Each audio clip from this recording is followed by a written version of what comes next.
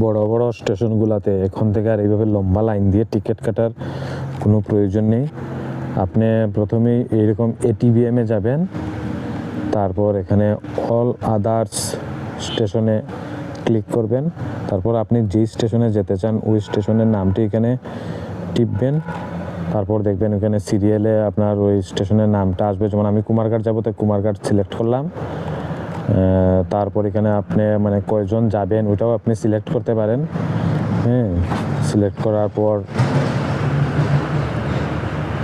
আপনি ওইখানে এদিকে দেখবেন পে অপশন আছে, তারপর পে অপশনে ক্লিক করবেন।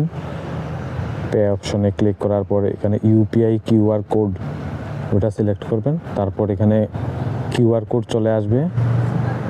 তারপরে ওইভাবে কিউআর কোডটি স্ক্যান করে পেমেন্ট করে দিলেই আপনি ওইখানে নিচে এটিএমে যেভাবে টাকা আসে দেখবেন ওইভাবে আপনার টিকিটটি চলে আসবে।